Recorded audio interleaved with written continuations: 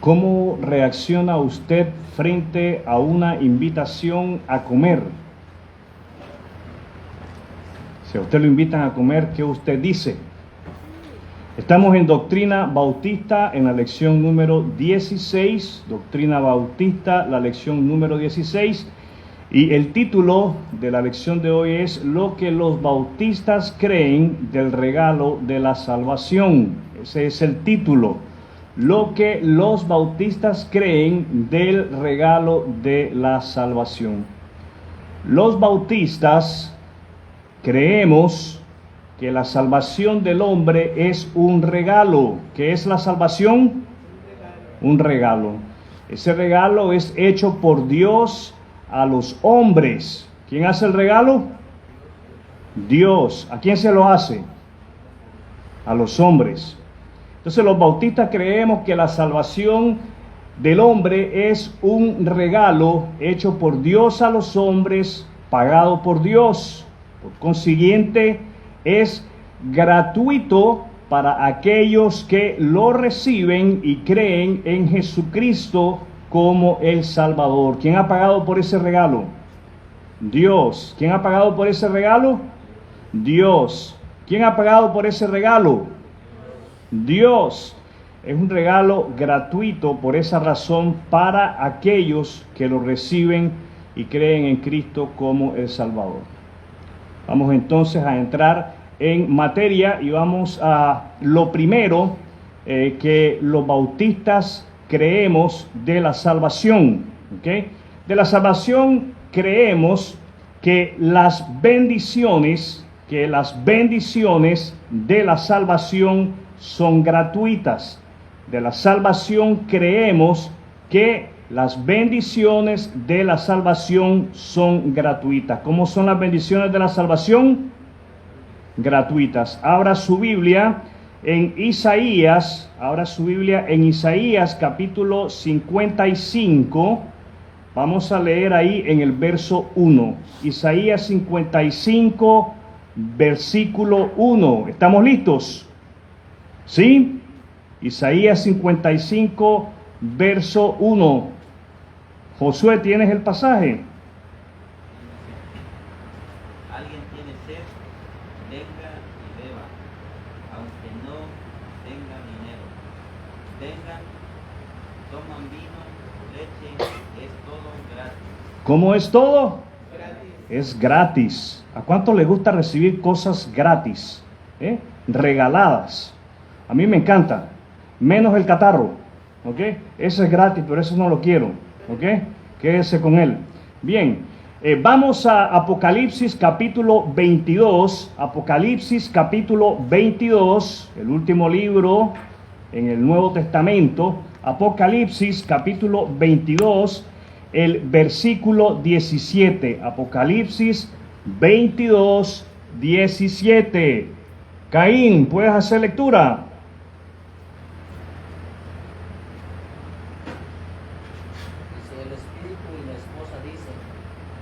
Ven que todos los que oyen esto digan, ven todos los que tengan sed, vengan, todo aquel que quiera beba gratuitamente del agua de la vida.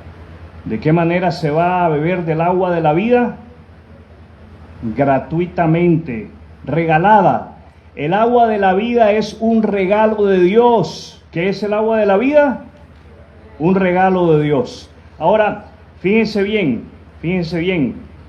Vamos a hacer lectura a un versículo más en Lucas, el Evangelio de Lucas, en el capítulo 14, el versículo 17. Lucas 14, verso 17. Lucas 14, verso 17. Lucas 14, verso 17. Jacinto, ¿lo tenés? Lucas 14, 17. Lucas 14, 17. Juan Francisco, ¿lo tienes? Dice, cuando el banquete estuvo listo, envió a su sirviente a decirles a los invitados, vengan, el banquete está preparado. Quiero hacer resaltar algunas cositas de los versículos que hemos leído. En Isaías 55:1, la pregunta es, ¿alguien tiene sed? Alguien, cualquiera, el que sea, quien sea, tiene sed. El mandamiento es a venir. El mandamiento es a venir y tomar. Aunque no tenga plata, dice, no tiene con qué pagar por ella, venga, tome vino, tome leche, es regalado, es gratis. Apocalipsis 22:17, tenemos lo siguiente, fíjese bien, el espíritu y la esposa dicen, ¿quién es la esposa? La iglesia. El espíritu y la esposa, la iglesia, nosotros, los creyentes de todas las edades, en todas las eras, durante toda la historia de la humanidad, el espíritu y la esposa y la iglesia dicen, ven. ¿Cuál es el mandamiento? A venir.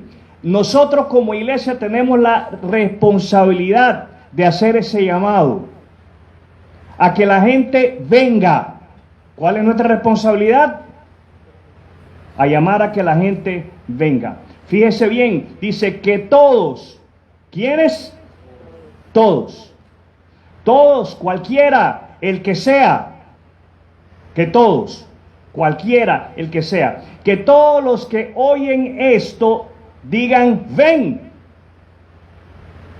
No solamente deben de venir, sino que también deben de decirle a otros, ven conmigo, acompáñame, vamos juntos. Todos los que tengan sed, vengan. Todo aquel que quiera, beba gratuitamente del agua de la vida. Les pregunto una vez más, ¿cómo es el agua de la vida? Regalada, es gratuita. ¿Cómo es el agua de la vida? Regalada, es gratuita. Entonces, mis hermanos, tenemos delante de nosotros que la salvación es gratuita. ¿Cómo es la salvación? Gratuita. La salvación es gratuita gracias a que en la cruz Jesucristo pagó el alto precio por el rescate de nuestra alma. ¿Quién pagó? Jesucristo. Él pagó. Había un costo que pagar por el rescate de nuestra alma y Dios a través de su Hijo Jesucristo lo ha pagado. Número 2, de la salvación creemos que es deber inmediato de todos. ¿De quiénes? De todos. De la salvación creemos que es deber inmediato de todos aceptarla a través de la fe en Jesucristo. ¿Qué debemos de hacer con la salvación? Aceptarla a través de la fe en Jesucristo. Vamos a Romanos capítulo 16, versículo 26. Romanos 16, 26. Romanos 16, 26. Romanos 16, 26. Veo, ¿Zenaida está listo?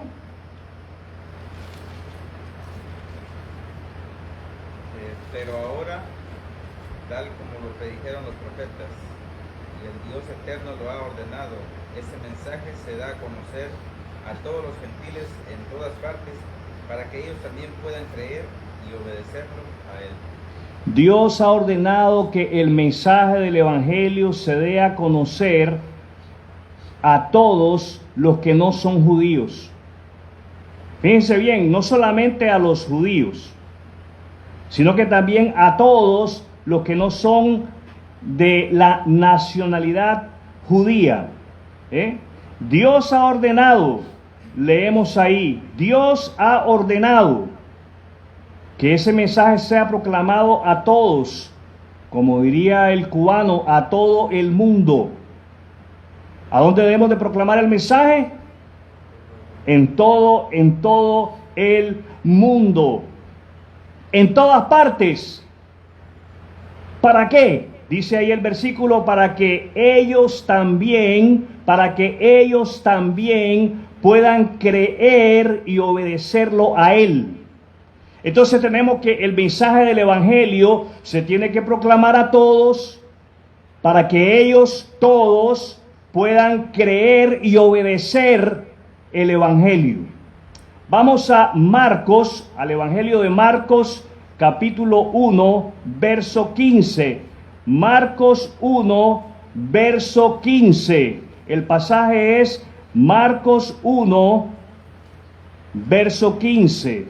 Marcos tiene 16 capítulos, así que está allá al final de Marcos. Marcos 1, verso 15, perdón, si es Marcos 1, soy yo el que estoy mal, estoy buscando el capítulo 15. Es Marcos 1, verso 15. ¿Estamos ahí? Irlanda, ¿puedes leerlo? Por fin ha llegado el tiempo sometido por Dios, anunciando el reino de Dios está cerca, arrepiéntete de sus pecados y crean la buena noticia. ¿Qué es lo que había llegado por fin? Dice Marcos.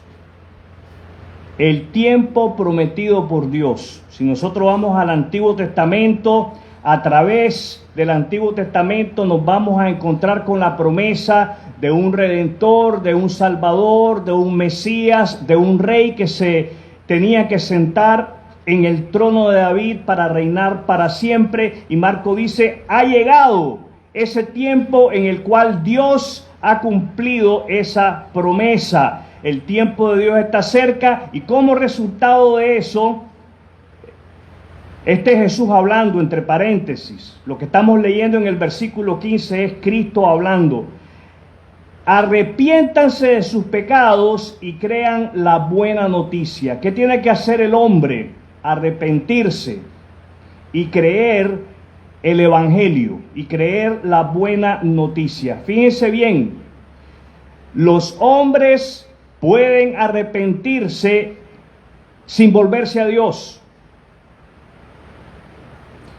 Dios quiere, Dios manda que el hombre se arrepienta, que el hombre le dé la espalda al pecado y se vuelva a Él. Y ese regreso hacia Él hay que hacerlo a través de la fe en Jesús. Hay que hacerlo a través del Evangelio, de las buenas nuevas de salvación a través de la obra de redención en la cruz del Calvario. Vamos a Romanos capítulo 1, Romanos capítulo 1, y vamos a hacer lectura de los versículos 15 al 17. Romanos 1, del 15 al 17. Romanos 1, del 15 al 17. Colmenares. Así que estoy ansioso por visitarlos también a ustedes que están en Roma para predicarles la buena noticia. Pues no me avergüenzo de la buena noticia acerca de Cristo, porque es poder de Dios en acción para salvar a todos los que creen, a los judíos primero y también a los gentiles. Esa buena noticia nos revela cómo Dios nos hace justos ante sus ojos, lo cual se logra del principio a fin por medio de la fe. Como dicen las Escrituras, es por medio de la fe que el justo tiene vida. Es por medio de la fe que el justo tiene vida. Fíjense bien la ansia del apóstol Pablo, el deseo del apóstol Pablo es llegar a Roma, es estar con los creyentes en Roma para predicarles la buena noticia. ¿Tienen los creyentes la necesidad de que se les predique el Evangelio? Sí, estamos en necesidad que se nos recuerde el Evangelio, que se nos refresque el Evangelio, porque tenemos la tendencia a olvidarlo. Ahora, es importante que entendamos que Pablo no solamente tiene la necesidad de predicarle el Evangelio a los creyentes, sino que también a los no creyentes. A mí no me da vergüenza, dice el apóstol en el versículo 16, predicar las buenas nuevas acerca de Cristo. Esto es algo que debemos de considerar con toda seriedad. Nuestra predicación tiene que ser acerca de Cristo. ¿Acerca de quién debemos de predicar? De Cristo. Ojo, mucha cautela, mucho cuidado cuando usted escucha a la gente hablando de otra cosa menos de Cristo. Si la persona abre su Biblia en el Antiguo Testamento, esa persona debe de ser capaz de llevarnos a Cristo a través de ese pasaje en el Antiguo Testamento. Si usted va a abrir el Antiguo Testamento para leer, usted debe buscar a Cristo. ¿A quién debemos de buscar? A Cristo. Tenemos que buscarlo. ¿Dónde está Cristo en todo esto que yo estoy leyendo? Ahí lo va a encontrar. Ahí usted lo va a encontrar. Y cuando digo que lo va a encontrar, no es que esté perdido ahí. No nos pongamos tan así, tan cosquillosos, con ciertos términos. Que va a tener la oportunidad usted de ver que ahí está manifestado en el Antiguo Testamento. Y Pablo dice, yo predico, no me avergüenzo de predicar acerca de Cristo. Y él dice en la segunda parte del versículo 16 que esa predicación es poder de Dios para salvar. Cuando usted predica a Cristo, si hay algo que usted y yo debemos de esperar, es que esa persona se salve. ¿Qué es lo que debemos de esperar? Que esa persona se salve. No dude que el Evangelio tiene ese efecto, tiene ese poder en la vida del hombre pecador.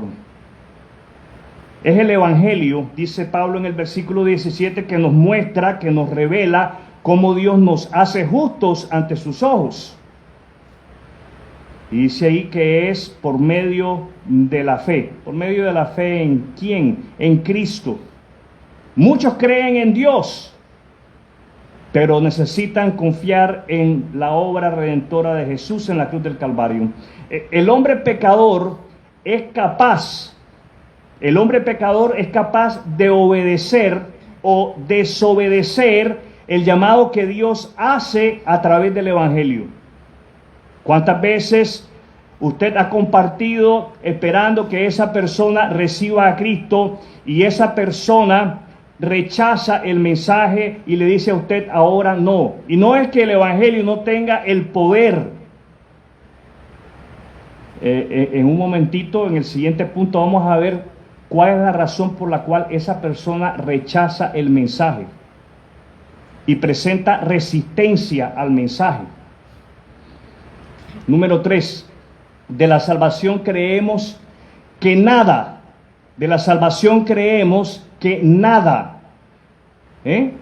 impide la salvación del pecador. Nada impide la salvación del pecador más grande. No, usted comienza a compartir, es que si usted supiera mis pecados, Dios no me los puede perdonar. Se le viene a alguien de las Escrituras a usted en el momento que una persona le habla de esa manera. ¿Sabe quién se me viene a mí? Saulo de Tarso. Asesino y a la luz del día, no a escondidas. Saulo de Tarso, a quien nosotros conocemos como el apóstol Pablo, como San Pablo. Escrito de la mayoría de las cartas en el Nuevo Testamento. Asesino a la luz del día, sin esconderse, sin vergüenza, sin pena alguna. Agarraba a hombres y a mujeres cristianos por igual, los llevaba presos con el propósito de quitarles la vida, de matarlos. Porque para Saulo de Tarso Jesucristo era un estorbo. Le molestaba, era una amenaza a su religión.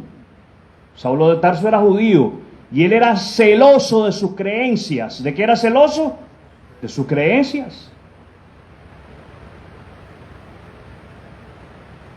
Saulo de Tarso iba camino a cometer crímenes, asesinato, a quitarle la vida a creyentes cuando tiene su encuentro con Cristo. Cristo le habla al corazón y lo salva. ¿Qué hace Cristo? Lo salva, lo transforma, lo renueva. Y el corazón de Saulo es cambiado. Y fíjense bien, Saulo de Tarso pasa de ser un perseguidor de la iglesia a ser un perseguido. Qué interesante.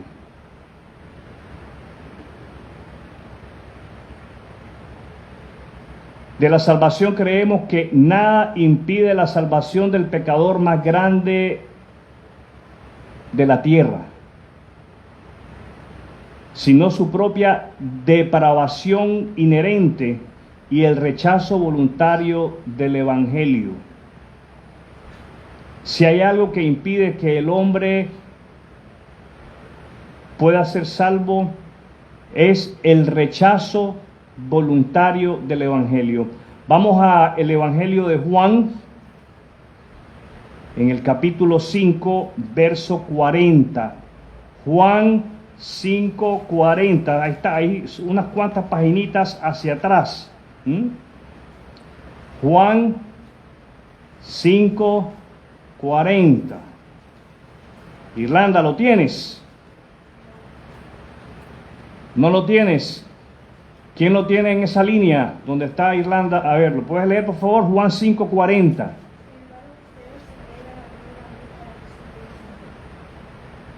¿Estamos oyendo bien? ¿Qué es lo que dice Jesús que el hombre hace? Se niega, se niega.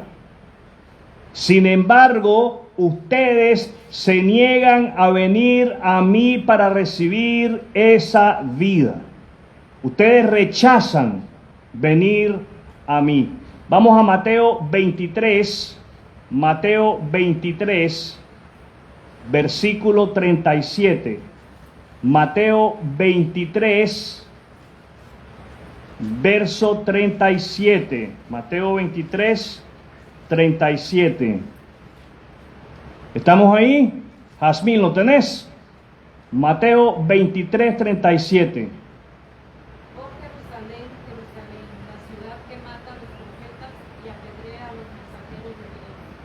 ¿Cuántas veces quise juntar a tus hijos como la gallina protege sus pollitos debajo de sus alas, pero no me dejaste? ¿Cuál es la queja de Jesús contra los judíos? ¿Cuál es la queja? Fíjense bien, la queja es: ustedes matan a los mensajeros de Dios. Ustedes le quitan la vida a aquellos que anuncian la venida del Mesías. Eso es lo que ustedes han hecho con los mensajeros de Dios. Y yo, dice Jesús, porque este es Jesús hablando, y yo he tratado de juntarles a ustedes como una gallina quiere proteger a sus polluelos. Ahí tenemos una gallina que está echada. Juan Francisco se metió ayer al gallinero y dice que trató de meter la mano debajo de la gallina y la gallina lo picoteó. Y no, yo no sé por qué lo hiciste, porque eso lo sé yo, ¿eh? Me extraña que tú no supieras eso. Aquel animalito que no tiene los pollitos todavía ahí, se acaba de echar, está empezando a empollar. Ya ella está defendiendo lo que es suyo. Ella se siente que esos huevos son de ella y nadie puede meter la mano ahí. Fíjense bien, Jesús dice: yo he tratado de, así como una gallina protege y junta a sus pollitos, yo he tratado de hacer lo mismo, pero ustedes, ¿qué dice ahí? Pero ustedes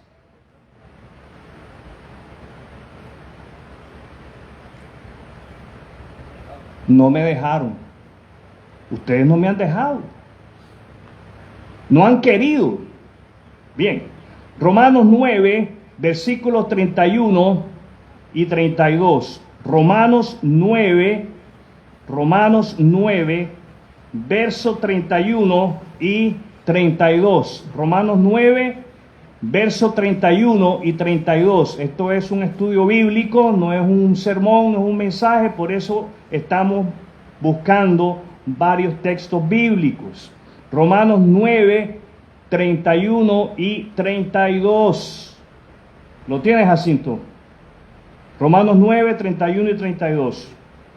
Pero los hijos de Israel, que se esforzaron tanto en cumplir la ley para llegar a ser justos ante Dios, nunca lo lograron.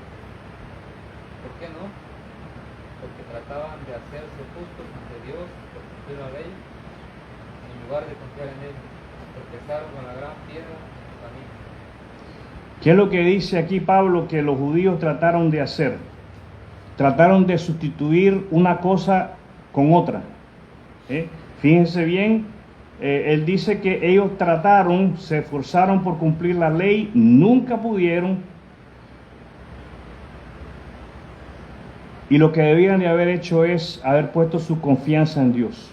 Confiar en Dios. Eso es todo.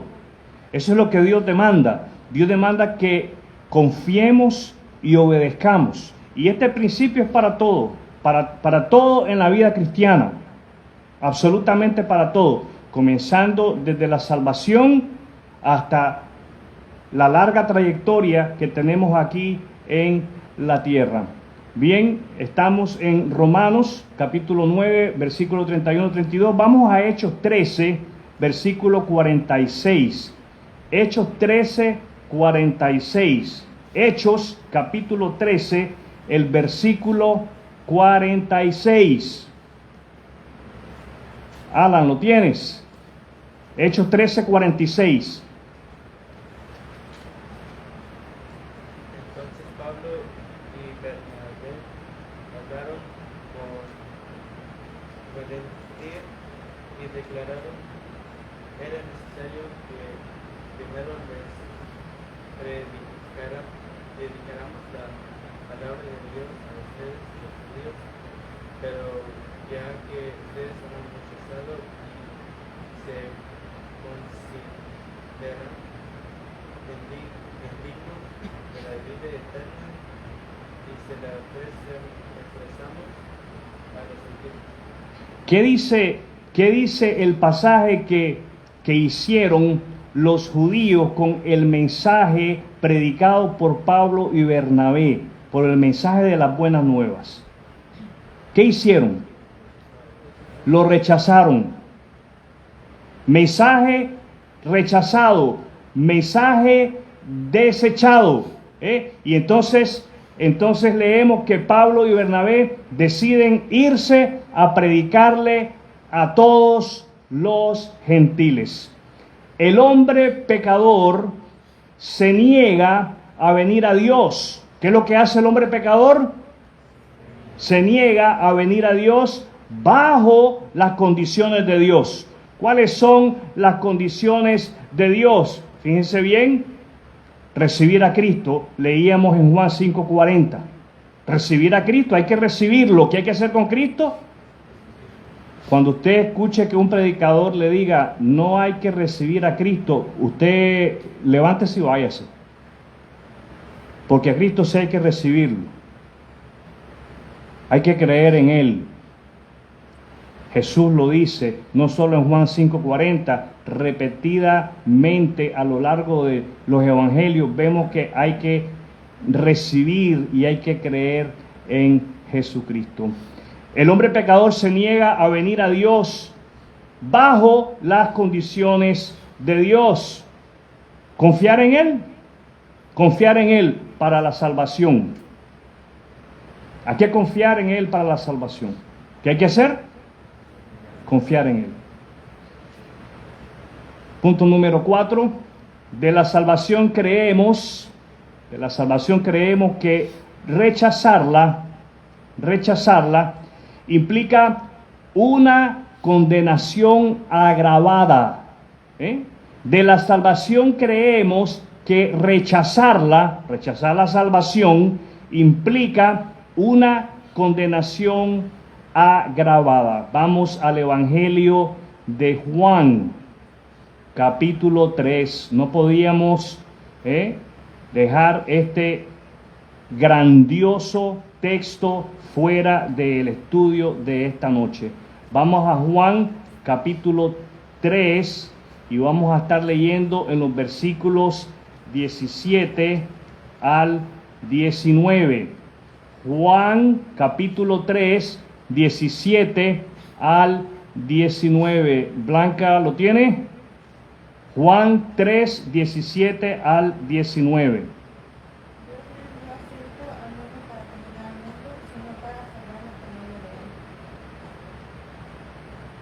18. No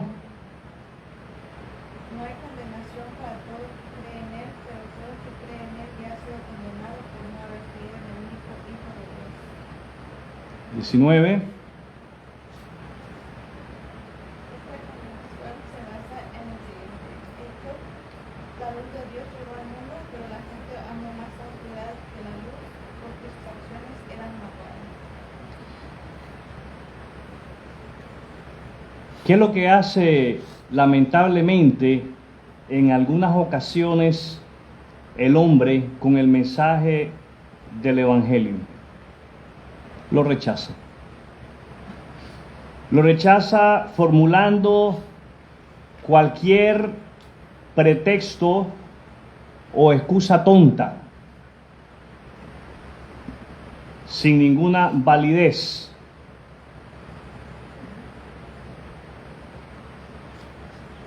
Esas excusas tontas son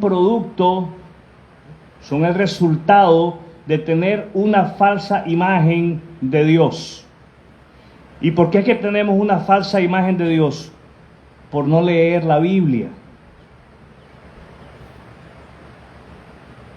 Les decía yo el otro día, lea la Biblia, que es el único libro inspirado divinamente. Lea la Biblia, que es el único libro inspirado divinamente. Quiero decir con eso que Dios lo inspiró. Sí, los hombres lo escribieron, pero lo escribieron por inspiración divina. Esto no es escrito por inspiración humana. No, la Biblia es un libro inventado por los hombres. Alguien que se expresa de esa manera solo está repitiendo algo que oyó una vez que iba caminando por el mercado. Sí, porque esas son conversaciones de gente del mercado. Esa no es una conversación inteligente, sin ofender a nadie.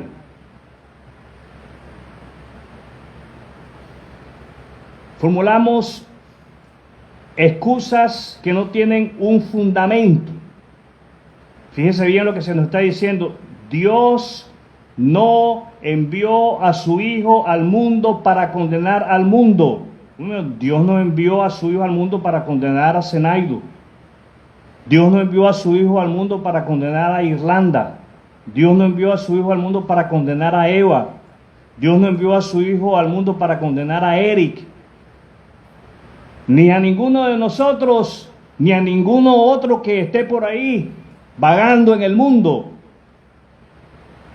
Pero un concepto equivocado que tenemos de Dios es que es un viejito cascarrabia con un bastón listo para darnos un bastonazo por la cabeza porque nos hemos portado mal.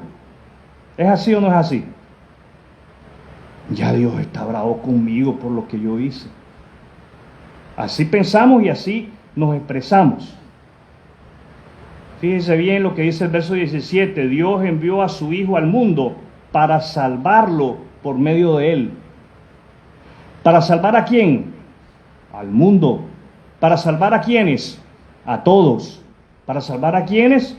A quien sea. ¿Para salvar a quiénes? A quien crea. Pero Dios envía a su Hijo para salvar al mundo. Y entiéndase, mundo ahí es mundo. Mundo es ahí todo el mundo. Tratar de darle otro significado a esa palabra es una herejía. Es una falacia. Mundo ahí es mundo. Y Dios mandó a su Hijo al mundo para salvar al mundo, para salvar a todo el mundo. Y esa salvación es por medio de Él. ¿Por medio de quién? De Cristo. Ahora fíjese bien el verso 18. No hay condenación para todo el que cree en Cristo. ¿Qué es lo que no hay para el que cree en Cristo? Condenación. Usted se afianza de Cristo, usted se agarra de Cristo. Dios, en su gracia, en su misericordia, hace que usted esté exento de juicio y de condenación.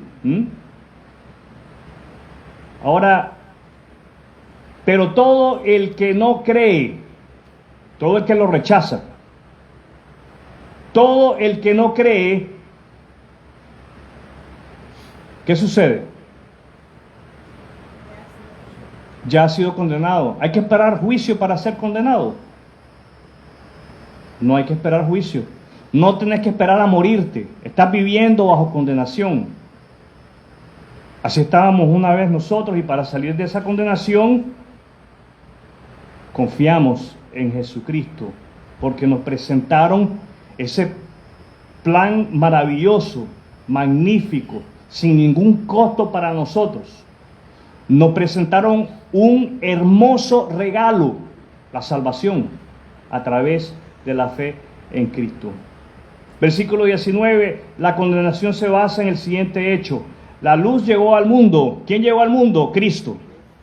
Cristo llegó al mundo, pero, para que entendamos, ¿por qué la gente rechaza a Cristo? Y buscan cualquier forma de excusa barata y sin sentido. Pero la gente, ¿qué es lo que hace la gente? Aman más el pecado, aman más las tinieblas, dice ahí, aman más la oscuridad que la luz. Ese es el problema. El problema es que este mundo nos tiene entretenidos, nos tiene enredados, y como resultado de una naturaleza caída, pues somos más atraídos, somos seducidos y atraídos por lo que este mundo tenga que ofrecer. Y entonces el mensaje del Evangelio lo encontramos bastante restringente.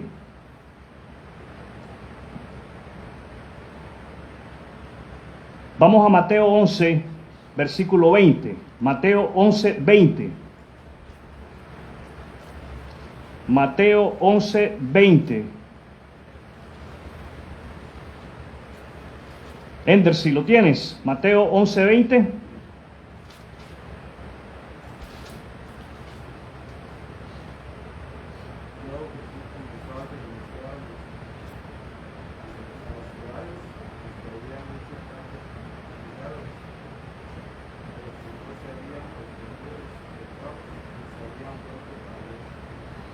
Fíjense que la situación no ha cambiado mucho. Han transcurrido 2000 años, pero la situación no ha cambiado mucho. Muchos son los que buscan a Jesús por sus milagros. Muchos son los que buscan a Jesús hoy en día porque están buscando sanidad física. Y entonces buscan a Jesús. Fíjense bien lo que dice ahí, Luego Jesús comenzó a denunciar las ciudades en las que había hecho tantos milagros. No un milagrito, no, muchos milagros. Había sanado a muchos. Había beneficiado a muchos. Había bendecido a muchos. Pero les faltaba algo. ¿Qué es lo que les faltó a esa gente? Arrepentimiento de pecados y volverse a Dios. Por eso yo les he dicho a ustedes, el hombre puede arrepentirse sin volverse a Dios. Fíjense bien lo que leemos ahí. A esa gente le faltó arrepentirse de sus pecados y volverse a Dios. Y el hombre se vuelve a Dios a través de la fe en Jesucristo. No hay otro camino, yo soy el camino, dijo Jesús. Y Él es el único camino. Nos guste o no nos guste, Él es el único, no hay otro. No es asunto de que, yo voy a la iglesia porque Y yo voy a la iglesia Monte de los Olivos, porque ahí recibí don de sanidad. Ahí Dios me quitó la dolencia de la que yo padecía. Qué bueno que Dios le quitó la dolencia, pero sea usted arrepentido de sus pecados y se ha vuelto usted en fe a Dios a través de Jesucristo. Si no se ha arrepentido y no se ha vuelto en fe a Dios a través de Jesucristo, déjeme decirle que eventualmente usted se va a morir. ¿Qué es lo que va a pasar? Nos vamos a morir, nos guste o no. Que unos vamos a llegar a los 112 años, otros vamos apenas a llegar a los 60, ya esa es otra historia. Pero eventualmente, todos vamos más allá del hoyo. Podríamos hacer una película así, escribimos un libro. Más allá del hoyo y sin pollo. ¿Sí?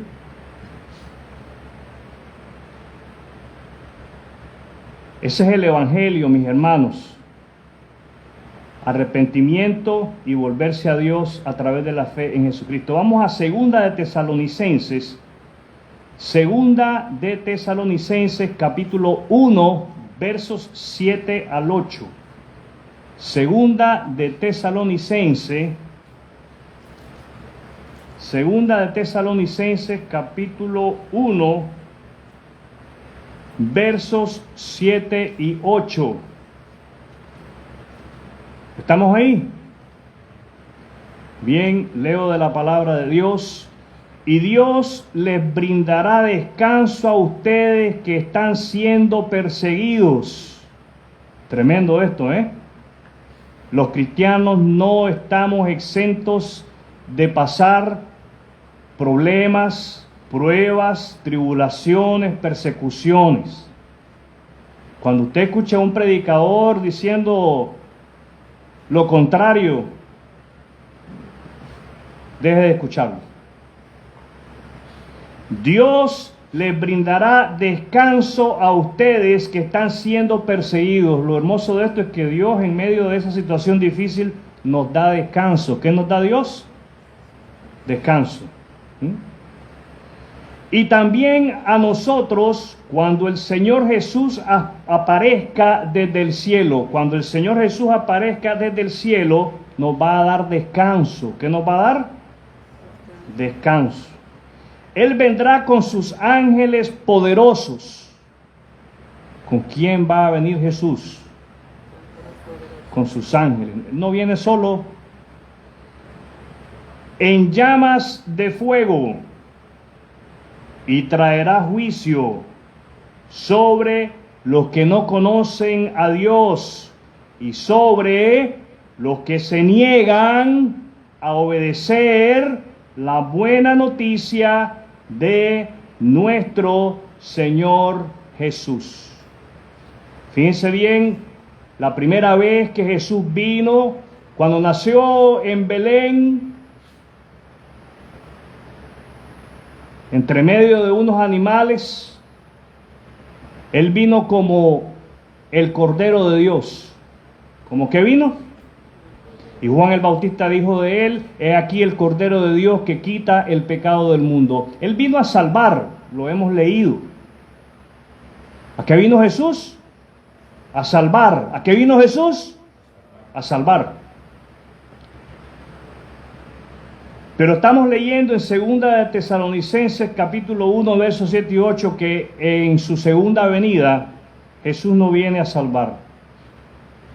El tiempo de salvación es hoy, es ahora para usted si usted no es salvo.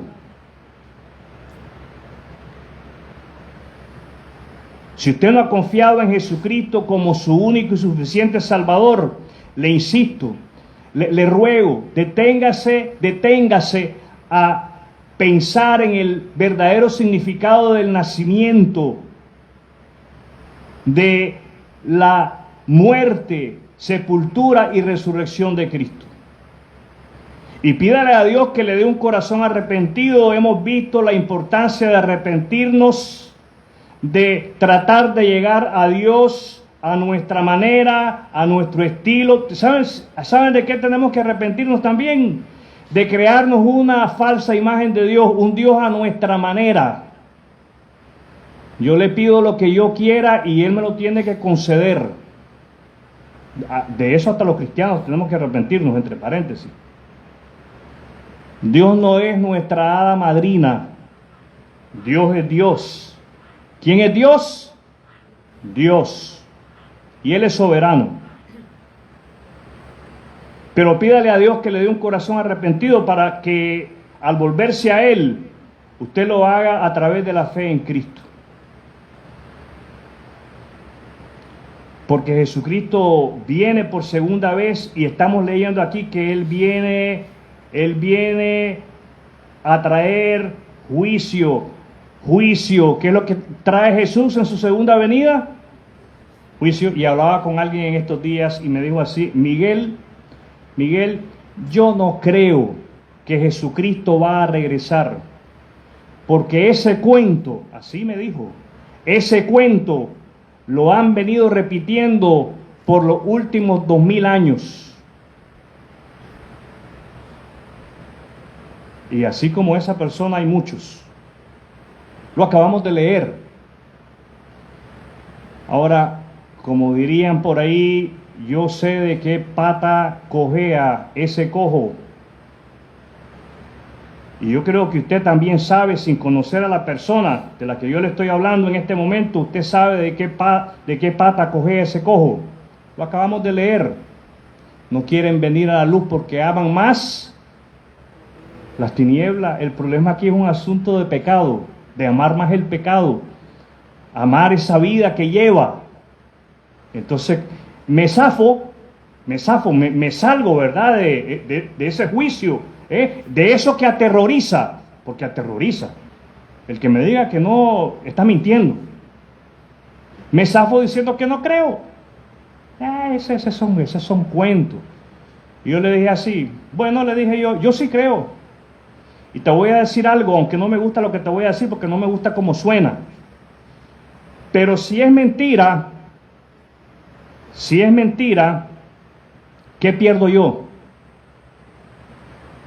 ¿Qué perdemos nosotros si fuese mentira? Que no lo es. No perdemos nada. Usted y yo no perdemos nada.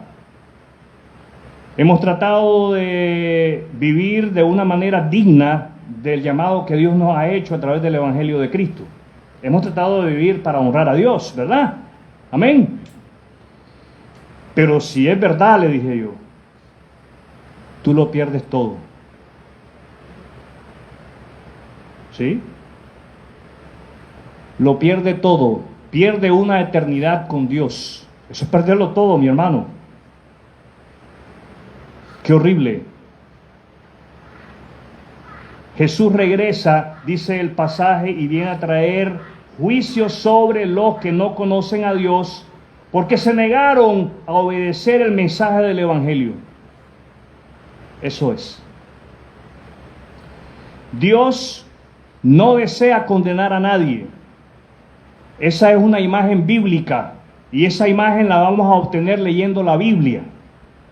Usted va a estar convencido de que Dios no desea juzgar a nadie leyendo la Biblia y meditando en lo que usted está leyendo. Dios no desea condenar a nadie.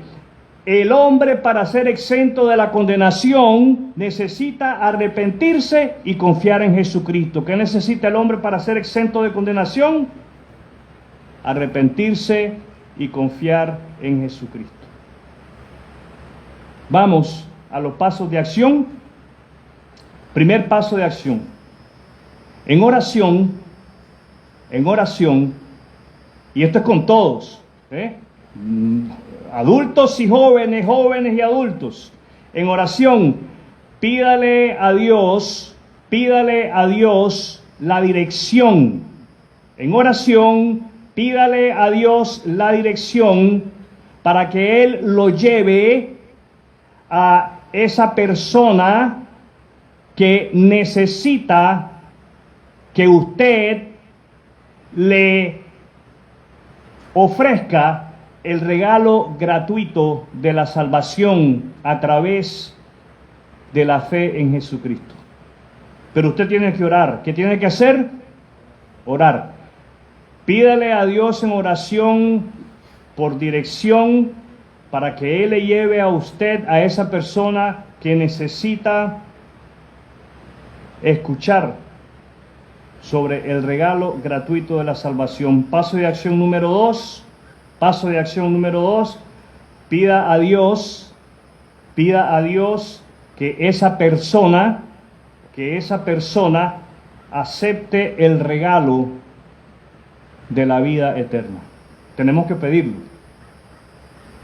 Si Dios le dice, andate a la casa de Pepe López. Pepe López. Y como dijo, ¿cómo es que dijo?